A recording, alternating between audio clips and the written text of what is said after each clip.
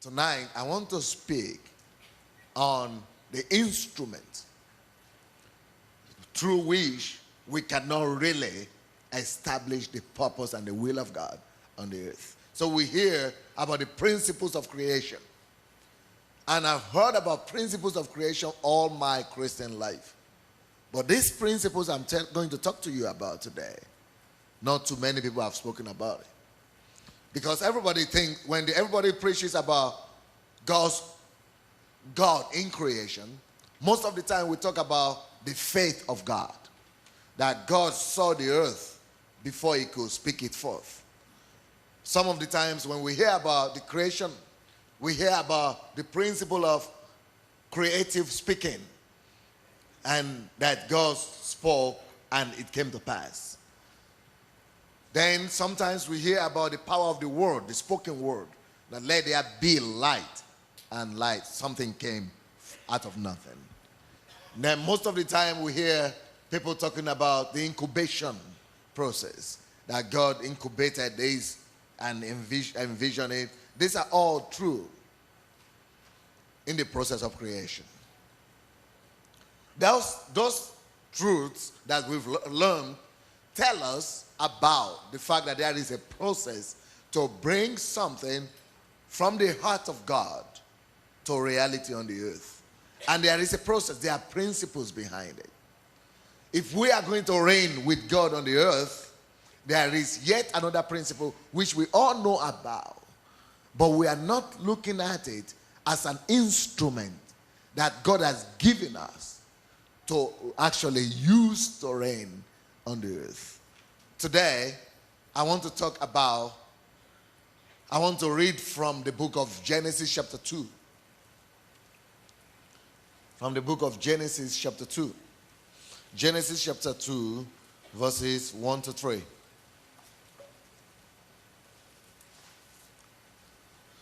Genesis 2, verses 1 to 3.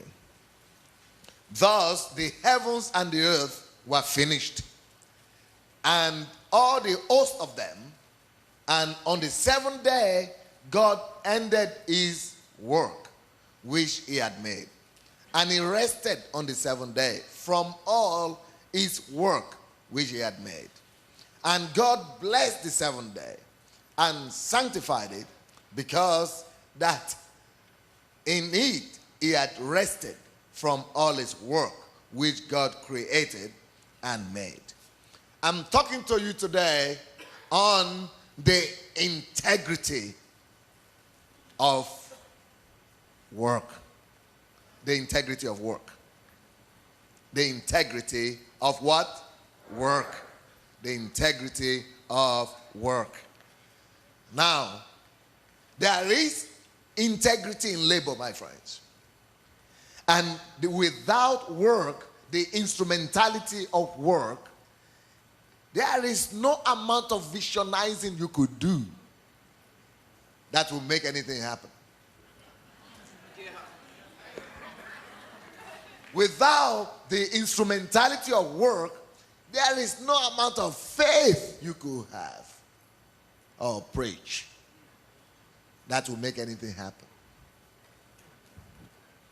So we all say, God created the earth in 7 days. God was using faith. God visionized. God spoke. But God said it in another way. In chapter 2, he was explaining to us what he was doing. He was working. Then somebody say what God was doing? He was working. What was God doing? Working. God was busy working. God was a worker. And is a worker. Many of us, we don't love work. But what I'm teaching you tonight is to develop in you love for work. Because you will see the integrity of labor, of work. Now, God was the first worker you could ever imagine. And God was not working for salary.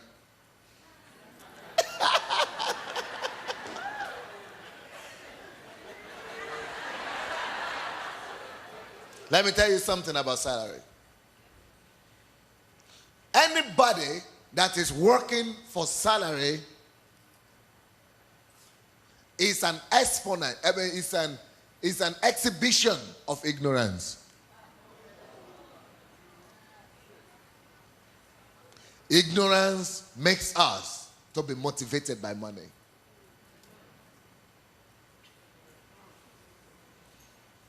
Let me say that again. Ignorance makes us to be motivated by money or to work for money. Because when you are thinking about money, if money and salary is what makes you to go to work, you are enslaved to eat, to money. You are a captive of money. And the reason why that is dangerous is because in this old world, there are two gods. The first God is God Almighty. But the second God is not Satan. Because many people think Satan is the other God on the earth. But Jesus didn't say so. Jesus said the second God really, that is really fighting for you. Nobody will consciously choose to serve Satan. Nobody does. Few people do that. But you know what people really consciously, daily choose to follow? Money. Not because they are evil, but because they misunderstand the place of money. And when God, and work is something God has given us to do. And when we look at work as a money generating thing, we miss it altogether. We become manipulated, we become enslaved, and we depreciate as humans. So let's go back to that Genesis chapter 2. Verse 2. It says, on the seventh day, God ended his work. His what? Work. So we are seeing work. God ended his work. So God worked, which he had made. And he rested on the seventh day from all his what? Work, which he had made. In one verse, we see the word work 2 times. Then in verse 3, and God blessed the seventh day and sanctified it, because that in it he had rested from all his what? Work, which God had created and made. So, work, therefore, is one of the way, is the only way, really. Not faith, not prayers. Yeah, because I know you. We are church people.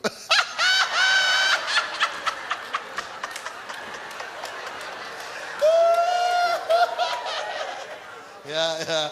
Not prayers, not faith. Yeah, and not even praise. Yeah. Now, yeah, something is happening to your religiosity, isn't it? But work is the only instrument that God ordained by which things could be brought into creation. If you dream of building a house, or building a ministry, or serving a country, or building a church,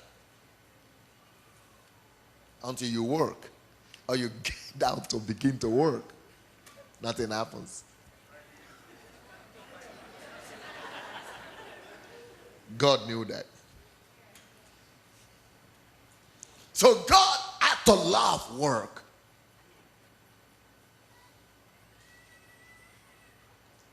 And when we begin to understand God, we begin to love what he loves. Some of you, you will never do anything great. And you will never leave your footprint in the sand of history. Because you have the wrong attitude to work. Now, I'm not talking about your job. I'm talking about work. I'm not talking about your profession. I'm talking about work. So God was the first worker in the universe. And I like what Jesus says. In John chapter 9, chapter 5, verse 17. Maybe we could have a look. John 5:17.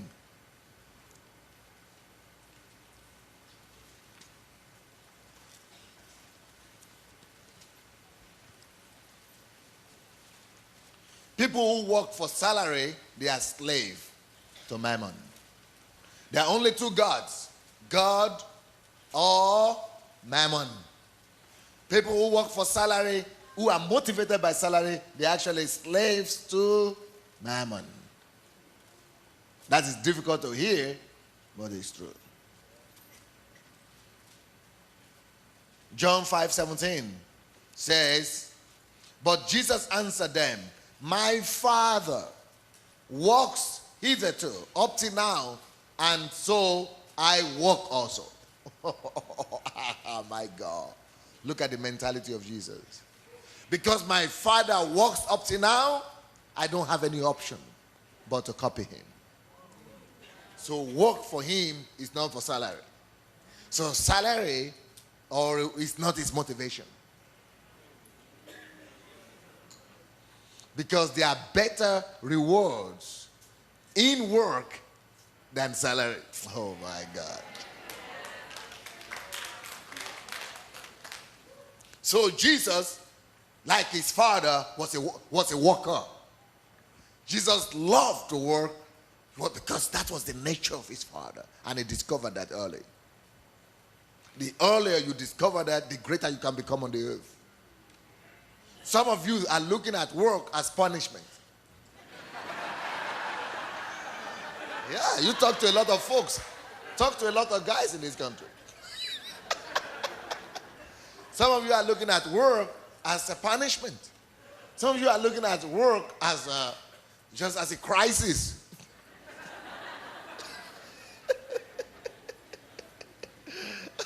But not Jesus.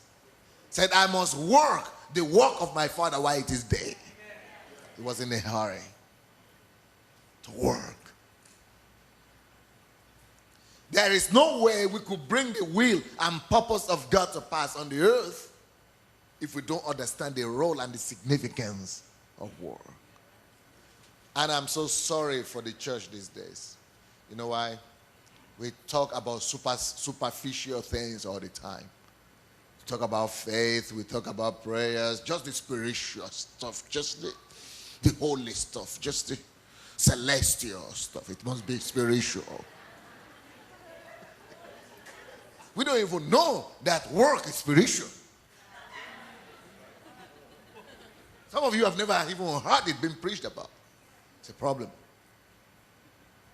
So we have a church full of people who are only talking. We are professing to be this. I will be the head, not this. Which head are you? What? Where? Where? I'm the head, I'm not the tail, I'm the first. Where are you first? Tell me. What is the Olympic medals you have brought home? Whose governor are you? Whose mayor are you? Are you Bill Gates? Which first? Where? Because we are only being puffed off, you know. You know, believe it, claim it, say it. Nobody telling us how to attain it, you see.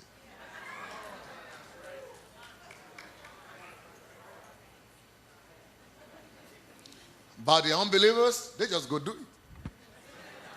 And they don't do all the claiming and still they become first. You see. That's why we must read the Bible differently. Again. and calm down and calm down. Don't just be charismatic. Don't just be Pentecostal or word of faith. No, read Bible. Because some of the time the cliches make us to only know very little fragments of God and to be limited. So you are only thinking just the way you've classified yourself to think, instead of you to embrace the totality of God.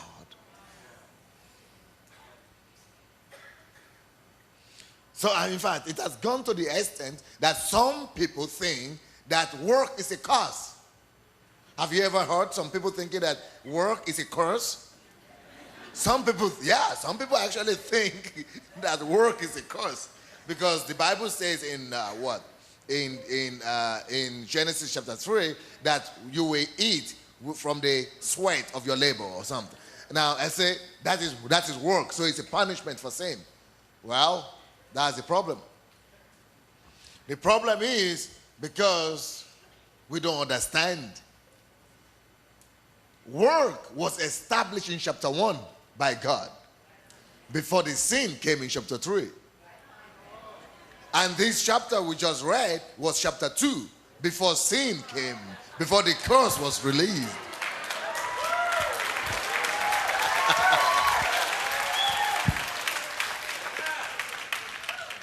But what he's saying is that the work he's talking about there is that before, work was, I will tell you what work was. What was ordained to bring to pass the purposes of God. That's what was originally intended to be. But after the curse, work became a source of survival. So what is work to you? And you're still going to church? You think you are redeemed from the curse? America, there is no country in the world like America where that curse is pronounced. People are driven in America, unfortunately. Work has become like slavery. When I come to America, I weep. You know why? I said, hey, this country stopped slavery of people by people, but now it's like the whole system is keeping the whole country in slavery. Making you just to work for your labor, for your sweat, for living. And if you don't work, if you try not to do anything for salary, for money, you are out of the system. You're just kicked out. You become a bum. You are just gone. You've got to pay the bills. So that bill mentality is just turned people to slaves. And the curse of working, sweating, just to eat, there's nowhere in the world where that is more pronounced than in America. People work in this country than any country in the world. You know, what is the official holidays? 2 weeks is the official holiday in America, right? 2 weeks is vacation, for official vacation, yearly vacation. You know, in Europe, at least 6 weeks. But they won't tell you that here in America. Nobody wants you to know that.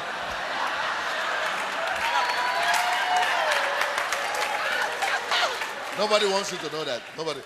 This is the only country where a woman gives birth and then you come to work after 2 weeks or after 6 weeks. Come to Europe, 3 months, 9 months in some countries. The minimum in Europe is 3 months. In some countries it's 9 months, some months it's 6 months. In Russia it's 3 years. They pay you so salary for 3 years if you give birth. But in this country, so the cause of work here, which is driving, people are just driving. Sometimes I'm so sorry. I live in Russia or communism for 20 years. Now I've been living there for 21 years, and communism was driven by the party, ideology, party. So everybody was enslaved by the political party, the Communist Party. So whatever the Communist Party does, it's like everybody is driven by the communist. You are just a slave to the party, to the system. But you know what shocked me when I got to America? This country is driven just the same way like communism. There it was political party, but here is the bills, the work. Everybody's just driving, running. You cannot even get yourself organized. You cannot even stop and say, hey, I want to do something for God. Or I want to do. You are not even allowed to think. You must. Everybody is driven. Slavery. And everybody thinking they are free, but that is the thing they have to tell you to think that you are really free. But in the real sense, you know it. You try to be free. You are out. You are not. You cannot. But that is not even, that's the way the world system runs. And it's so sad. So capitalism is not the answer. Communism is not the answer. It's all rubbish. But the thing that is really paining me is that the church is not free from that carousel. You know, it's a carousel. So everybody is just running that carousel. Everybody, you just driven. You just work, going to work. But not for God, not for creation. Not to bring the purpose of God to the earth. It's just survival. It just, you just dream. You're not even allowed to think about the purpose of God. You are not even allowed to find it out. You must work where you could get more salaries because you need to do more payments, because you need to have more bills. So people are not really living according to the purposes of God for their lives. People are not taking their time to find out, what does God want me to do? It doesn't matter, I'm going to be paid for it or I'm not going to be paid for it. What is it that God has ordained for me to bring to pass on the earth? So because of that carousel of being driven, everybody is talking about will of God, purpose of God for your life, everything. But really, to tell you the truth, people are just going to work where they pay them better. Or where they get career growth. Not purpose of God. It's like number 10. It's like good. Talking about it, it will be good to be able to do purpose of God sometime. But when I want to do it, I would have liked to fulfill the purpose of God, but I need to survive. I need to pay my bills. I need to eat. The church, even the church, most of the people, because the system, because you cannot live in the system. But you see, there is a way for us to get understanding, to gain wisdom. To say, hey, wait a minute. I'm not going to be driven by this system. I'm not going to be driven again. I'm going to get out of the carousel. I'm going to devise a means. We're going to devise a means. And you know what the preachers have found out the preachers are doing? Because the preachers know that the people have got to pay the bills. So we are fueling them with the messages that just make them to pay the bills. We pay the bills. To not really giving them the way out to come out of the carousel. So we are also just fueling them, providing them with a fuel to just go through the same process. So we are actually sometimes encouraging people to keep on working that way, to pay for their bills, to pay. But God never created you